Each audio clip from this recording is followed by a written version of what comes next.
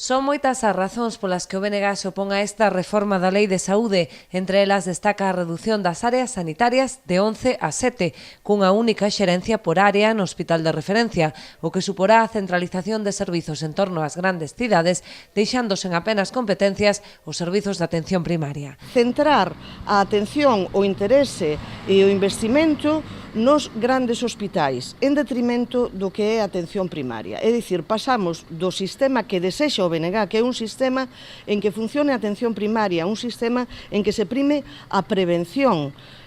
Pasamos dese sistema, que sería o desexable, a un sistema centralizado nos grandes hospitais e nas grandes especialidades. Esta reducción das áreas sanitarias tamén vai significar que os grandes especialistas van a estar ubicados nuns lugares en concreto e, polo tanto, os pacientes vanse ter que desplazar cando sexa unha cirurxía complicada ou cando sexa unha enfermidade complexa, lonxe da súa casa. Os nacionalistas denuncian ademais o interese privatizador do anteproxecto en ámbitos como a formación do persoal ou a investigación ou favorecer a participación de capital privado.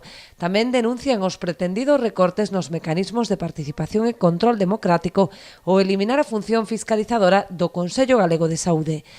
Abre a porta para a entrada de empresas privadas dunha sanidade que está financiada con cartos públicos, non? Pero que logo van decidir as prioridades as grandes farmacéuticas ou outras empresas. E, ademais, ten outra cuestión que non é menor, e é que desaparece o Consello Galego de Saúde, tal como se entende hoxe en día, e os consellos de área. Pasan a ser órganos simplemente consultivos e de asesoramento. Insisten, ademais, en que o anteproxecto de lei non regula moitos dos aspectos da composición e a xestión do mapa sanitario, xa que establece unha posterior regulación mediante decretos sen pasar previamente polo control parlamentario.